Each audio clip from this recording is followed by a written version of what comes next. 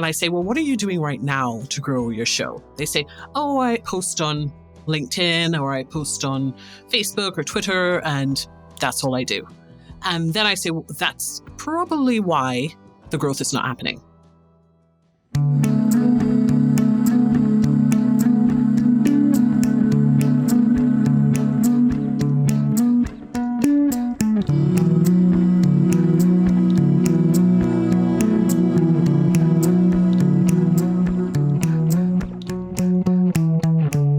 Welcome to another episode of the Nootka Sound podcast. I'm your host, Nemanja, and today we are joined by Taesha Glasgow, who is a partner at the Pod Squad, which is a podcast marketing agency based in Leeds, and she's also the host for the Just Leap podcast, and we're going to get into promoting and growing your show and what is the best way to go about doing that. Thank you so much for joining us. It's a pleasure to have you here. Thanks for having me. Sure, let's jump right into it. And to start us off, can you tell us what are your 3 most favorite podcasts? Well, this was interesting because I listen to tons of podcasts in the course of my work. And so I'm gonna name a podcast that's particularly my favorite, which is the Fall of Civilizations podcast, which for some reason I can listen to again and again and again and again. So that's definitely one of my favorites. A new podcast that I've been listening to that I've been enjoying is a podcast called Bridge to You. It's Understanding Black Unity. And I'm also going to give a shameless plug for my own podcast. Go for it. Obviously one of my favorites, which is Just Sleep, Bedtime Stories for Adults, which is a podcast that I started in March of this year and has been doing really well. We've done 1.5 million downloads so far. Wow, awesome. Yep.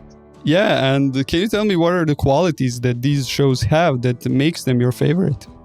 Well, with the Fall of Civilizations, it's just the storytelling. He does it really well, and it's really interesting content. I remember I learned about the Incas when I was a kid, and so when he did that kind of episode, I was totally hooked. And with the Bridge to You podcast, it's really the mission of her show, wanting to unite Black people from all different parts of the world. So I really appreciate her mission. And obviously with Just Sleep, hey, it's mine. So yeah. But I would say that something about the creation of my podcast, when I started it was really an experiment and a project. And over time, I've really started to love the fact that I am actually helping people. Because when I get that feedback from someone saying like, you really helped me and falling asleep and all of that, it's kind of shifted from being an experiment to being something that I really enjoy helping people. So, yeah. I totally love that. I gotta be honest. Okay, and before we move on, can you tell us how you got into podcasting and how the Pod Squad came to be? So I have been in digital marketing for many years. I won't say how many years, but let's just say, early noughties. So I've been a marketer for a while, and I did a lot of SEO, a lot of digital marketing. And I had to try and find links for my clients for SEO purposes and defensible links. So, links that are going to stand the test of time, that Google are not going to be like, this is spam. Yeah. And during the course of my work and researching new ways to get those links for clients, I came across podcasting because obviously in the show notes on people's websites, links are placed to the guest's website. Yeah. So I started down that route and really started, when I was researching, really started to think, hang on a minute, this is not only great for my work, but I'm really interested in it because in the back of my mind, since I was a kid, I've been interested in audio. And the thought of being involved in audio, I went into a different route when I actually went to university. But a lot of people used to encourage me and say, well, you really should be doing kind of like broadcasting and blah, blah, blah. So at the time when I came across podcasting, and it was just kind of like a fusion of something that I wanted to do for a while and my marketing. And it was just like, yeah, pretty good combination. Yeah. So that's how I got into podcasting. And Pod Squad, we really started with podcast guesting services to begin with. So we were placing experts onto shows. And now we've evolved into doing podcast marketing because with the experience of working on my own show and driving that to succeed. It's just been working out pretty well. Awesome. Well, glad to hear it. Thank you. So let's say I was thinking of doing a brand new show and I came to you guys. What would you say would be the first step that we'd actually do in regards to launching the show? If your show is not live and you're just thinking about a show concept and you came to us, the first thing I would say is, how are you going to make your show different? There are, I don't even know the number now. I think it's 2 million podcasts out there, probably a good 1 million active podcasts around. It's really growing. Yeah. And in your particular niche, there could be 100 other shows that your audience could listen to. So why are they going to listen to your show instead of those other shows? You really need to put the thought into that from the outset if you can, because that is how your show is going to really, that's going to be the foundation of being able to have a successful show. So yeah, we would really talk about how to make the show different. Awesome. Well, let's double click on that just a little bit. How do you build an audience from scratch? So if you have 0 reach, 0 followers, what would that process look like? Well, I would say hopefully if you were starting a show and it's about something either that you're passionate about, that's kind of a hobby, or it's for your business, that you don't actually have nothing, that you don't have like no one in your world at all.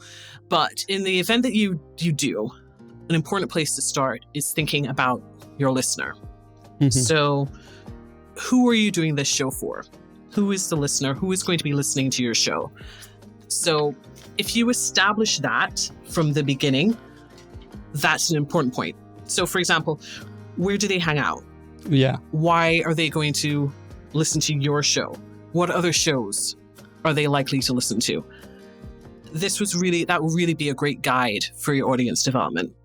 For example, if you've got a show, I came across a show that was about Peloton. I can't remember the name of the show right now, but they were talking about Peloton. And so if you're creating a show like that, your listener is going to be interested in health and fitness and all of that. And so you can look for other health and fitness podcasts and do kind of promo swaps. So that's something that you can do to grow your audience. Cool. Obviously, social media presence is key. And one of the biggest platforms that is currently out there, TikTok, isn't really ideal for podcasting because of its short, visually reliant content format. So do you have any tips for creating content for TikTok when it comes to podcasts? So this is what I would say to you that I'm going to disagree, because this is something that I say a lot to the clients that I work with. Social media, it's brilliant. Yeah, it's great. It's great for keeping contact with listeners that you already have, getting some feedback. If you're looking to grow your show, it's not fantastic for that. So if you're creating a blueprint for audience development and show growth, I wouldn't put social media high up on that.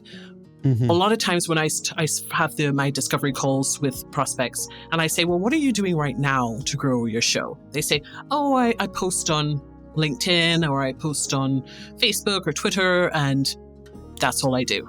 Yeah. And then I say, well, that's probably why the growth is not happening. Social media, I wouldn't put that high up on the list at all. I would be thinking more about promo swaps with other podcasts and that sort of thing, other methods that are not. So in terms of TikTok, I wouldn't even begin to have suggestions for TikTok, because I definitely wouldn't recommend that. If you're going to be doing something like that, maybe you want to be looking at YouTube instead of TikTok. Okay, and I've got to hear this. What would be the number one spot from your list? The number one thing I would say would be getting on other shows. So podcast guesting, if that's something that you can do with the type of show that you have. So I'd say getting podcast guesting. If you can get on 10, 20, 30 shows and funnel those people back to your show. So that's extremely powerful. I would also say promo swaps with relevant shows. That's also extremely powerful. Yeah. And that's especially if you want to go down the route of low or no cost promotion. Yeah, that makes sense. And do you think paid advertising is a reliable way to grow your show? Paid ads, yes. But again, not first and foremost with social media. If you have like a massive budget and you can try multiple channels, then yeah, okay, sure, you can give Facebook ads and all that a try. But if you're really trying to keep your budget pretty tight, if you want to do paid ads, I would suggest that you look at in-app placements with Overcast or Castro, or even doing Spotify, paying for ads in that way, because then your listeners are already there. You're not, so you're not going into Facebook with people who may not be listening to podcasts and they're like, what's going on? But if you're doing it in Overcast, they're already on Overcast, see your ad. So you've kind of like skipped a step there in terms of getting them onto the right platform. So if you're going to spend money on ads, I would say that's the way to go. Yeah, that makes perfect sense. And I have a question for you, because I think the number one question that like, especially my clients come to me and ask me, how much money do I need to start like advertising, specifically like paid ads? So if we talk some numbers from your experience, is there a minimal amount of money that you would need to invest in order to build a decent amount of followers? It's kind of like, how long is a piece of string, right? I mean, I love that analogy, yeah. I mean, you can't really give someone that kind of number. For example, if you were thinking about doing ads on Overcast, if you have a business podcast, right now, Overcast is charging about $2,500 US in order for you to get a slot for 30 days. But if you have a podcast that is true crime, the cost on that is, I think, like $300 or $350. So that's huge difference. Yeah. So it really does depend on your podcast. That's what I would say. It would really depend on how much you would need to invest. Yeah. Well, you already said that kind of social media ads aren't really that reliable. What do you think about Google ads? Same. I would say the same. I would think, again, I would leave Google ads to somebody who's got a significant budget. I would think most people who are either independent podcasters or they've got a small or maybe even medium-sized business and they're doing a podcast to kind of get new clients and they have not a massive budget, I would think don't go down that route. You're going to be sinking money. It's going to be going down the pit, especially with Google. Yeah. Okay. And if we were to launch an ad, like for example, for Spotify, how would you go about creating that ad? Like what format would you go for? Obviously you wouldn't need any graphics, but like in terms of the audio and generally, what would you focus on in order to get people to actually click on the ad? You've got to have a hook for getting someone to listen to your show. So that's something that you probably would have thought of in the initial stages of creating your show, because a lot of times people do like a 30-second or 60-second trailer for their podcast when they start out. So it's essentially telling people what the show is about and a bit of a hook to get them excited. So that's what you really would need to focus on if you were going down the route of Spotify, because Spotify's ads are audio. What's in it for them? Why should they be interested? That's what that's focused on. Yeah, that totally makes sense. And when we're talking about organic ranking and SEO, how important are the episode names and descriptions? I would say pretty important. I would say even possibly more important is your show name. Yeah. And this was something that I considered strongly. And again, because I have an SEO and marketing background, when I created my show, I was thinking all of this from day one. My show is Just Sleep, bedtime stories for adults. And I did the keyword research before I named the show. I did the keyword research for the phrases that people are likely going to be searching for in order to find bedtime stories or sleep stories. And so I found bedtime stories for adults as the phrase that I wanted to optimize for. And so I basically have it as Just Sleep, bedtime stories for adults. And I think that's been important. So if you can find a way, you don't want to be spammy, because Apple, for example, could kick you out if you are spamming keywords and all of that in your name and your titles and all of that. So you don't want to be spammy. definitely think about that in terms of the creation of the name of your show, and then in terms of your episodes, titles, and descriptions as well. So got to think of the keyword groups that you want to target, and then be sparing with it and not be spammy. Yeah, I absolutely love that, because like most of the people that come to me are like, the first thing that they have on their mind when launching a show is the name, the title for the podcast. And I'm like, the first thing you would actually need to think about is the target audience. And then like once you have that target audience in mind, you can actually then start thinking about the name. I think like in that process, the name would come last, if that makes sense. Yeah. A lot of people approach their podcasts as if it's like their baby, like their little pet project, and they super personal, and there has to be, and that's fine if you're doing something, like I said before, that's a hobby show that you're doing for fun. And, you know, if you have 50 listeners for the next 3 years, you're not bothered because you love it. That's fine.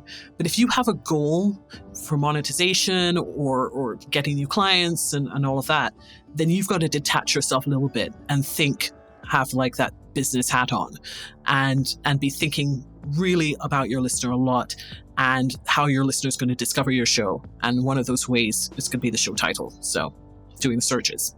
Yeah, totally agree. Okay, and how can we improve organic ranking? Do we need a specific like landing page on our website, or is it enough if the landing page is provided by our hosting platform? For example, like Podbean or Transistor.fm have those landing pages. Yeah, I'm actually with Transistor. I always recommend that if you can own your stuff, you should. So if you've got the budget for it, hopefully you do, create your own website for your podcast. Yeah, and websites are not that expensive. Exactly. So have your own domain and put everything there, and then you could building up your own property. If you do posts and all of that are linked to your episodes, all the SEO great juice is coming to you, you know, so, and your site. So I would say have your own site if you can. And here's kind of a controversial question. Do you think YouTube presence is essential for podcasting? I would say no. If you can, yes, do it. YouTube's got its all algorithms and it's all kind of stuff that you've got to figure out. If you've got the time and you've got the bandwidth for that, go for it. It's going to be a whole other set of work for you. But if you can do it, do it. I wouldn't say, well, just throw the episode up on YouTube, because then you're going to get 5 views, which is probably going to be you clicking on it 5 times. So that might not be worth the effort. But if it's something that you definitely want to pursue and you have the time and money for it, yeah, absolutely, go for it. Cool. And how hard is it to get to the point where you're able to monetize your show? And in your experience, how long does that typically take? I would say, again, depending on your show type, but you could probably monetize your show in some way pretty early on. You can get listener support. You can ask them to buy you a coffee or join Patreon and all that, and send you some dosh. So you can do that. You can also, if you are in something that's super niche and has a really defined audience, you could probably look for advertisers from pretty early, because if you've got 50, 100 listeners and it's a really targeted audience, somebody might be interested. It's worth it to explore and see. You know, what have you got to lose? Somebody just says no, right? So I would say definitely don't think to yourself, well, I've got, because a lot of people say that 10,000 downloads per episode within the first 30 days. That tends to be the benchmark that you're told. And let's be honest, a lot of people are not going to ever get there. So I would definitely say, if you've got a smaller show, just try and reach out to some people and see if they'd be interested to support your show. Yeah, I love 2 things. Like, first, specifically Patreon, I think it's a great way for people who are starting out. And even merch, people tend to like buy merchandise, and that's something that can support the creators as well. And that is interesting. I've been thinking about merch for my show. So yeah, definitely something worth trying. As we all know, when it comes to podcasting, consistency is one of the most important things when it comes to growing your audience base. So do you have any tips on how can people achieve that without burning themselves out? I do. And I would say one of the first things I'd say is be realistic from the start about what you can handle. And I'll give an example from my own experience. I started a podcast called Business Bound. Mm-hmm. And in that podcast, I was speaking to authors of business books. I was talking about their books, talking about the principles in their books and having that discussion. And my personality type, I wanted to make sure that I read their entire book before the podcast interview. Yeah. I didn't I didn't want to just go in and wing it. I wanted to read the entire book. It's a little too much work. You know? So at the beginning, that didn't occur to me. I thought, yeah, no problem. I'm just doing one episode a week. Come on. Yeah. I will be able to read the book, prepare the questions, do the interview and all that, along with everything else I've got going on in my life. And I quickly realized that that was not sustainable for me at that time. So I would say that be realistic with what you can handle. If you can handle a daily show and you can really do that, then fine. But if you can only do one episode a week or one episode every 2 weeks, just be realistic so that you can be consistent. And also, obviously, batching episodes if you can, have a week in which you do 3-4 episodes, do that as well so that you can get it out of the way. Yeah. And I think it's important to also mention that it's okay for you to miss an upload date, especially if it's your mental health. It comes first, and you got to take care of you and then get to all the other things. So even if you do miss an upload, that's fine. Yeah, I think most people are pretty understanding if an episode is missed. And again, it's your audience. If you've got an audience there that they're looking forward to your content once a week and you miss one, it's not a huge deal. If you go dark for 6 to 8 weeks, then they're going to be wondering what's going on and you're going to lose momentum. Yeah. So ideally, you want to try and have, I would say, a month's worth of episodes in the can, as they say, in the event that you get sick or what have you. And that's why batching episodes is pretty useful so that you can have some stored away. Yeah. Awesome. And can you tell me, how do you measure success of a podcast? And at what point can you actually say, oh, my show is successful? I think that varies for every podcaster, and it varies for what their goals were initially for starting the podcast. If you have a show that's pretty small and you have really no expectations and you end up having 1,000 downloads in a month, you might think this is pretty successful. If you have a show and your goal was to get new clients and you're getting 1 or 2, 3 new clients a month, that's successful for you. If your goal is to become a full-time podcaster, then it's not going to be successful until you're monetizing to the level that it replaces your full-time income. So success does vary. But again, when you're planning your show, know what your goals are from the beginning so that you're motivated as well to keep going, right? So because for motivation for me, when I was doing Just Sleep, I just had in my mind 10,000 downloads per episode. That's the number. Yeah. And so that's the point at which I thought, yeah, really successful now. We've hit that. So it varies for everyone. Yeah. So would you say that success is subjective? Oh, yeah. I mean, yeah, absolutely. Okay. And do you use any third-party apps to measure statistics, and how do you use that data to get more people to tune into your show? I haven't been using third-party apps. I mean, I've been looking at the data that Transistor provides. I've been looking at the data that Spotify provides because we get a lot of listeners from Spotify.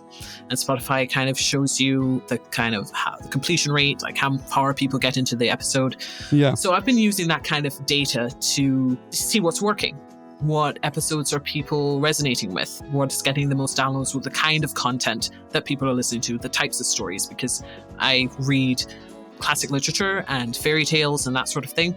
So I can look at that kind of information, see where people are dropping off and say, fairy tales are pretty popular. So I know that.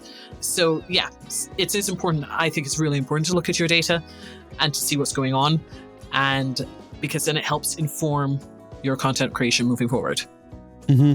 And I'm interested to hear, now that you mention it, how long are your episodes? Do you have some data that you could share with us that you can tell us at what point people tune out? Yeah. So the episodes that I do vary from kind of 30 minutes to an hour, most hitting the kind of 30 to 40 minute mark. Now, the goal of my show is to help people sleep.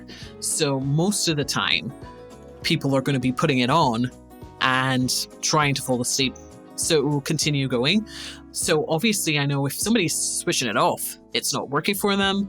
They're not liking it for some reason. Maybe they're not liking the story or something like that. So I pay a lot of attention to that. I pay a lot of attention to what is doing well and what is working. Okay, and for our final question, can you tell us what advice would you have for people looking into starting a podcast? I think my advice would be a lot of what we've touched on already in the episode in terms of be realistic about what you can handle and make sure that your show is different. And plan, really plan. Don't wing the whole process. If you are serious about getting something out of your show, then plan it out. Plan how you're going to grow. Plan what you're going to do in order so that you can be consistent and reach those goals. So that would be my advice.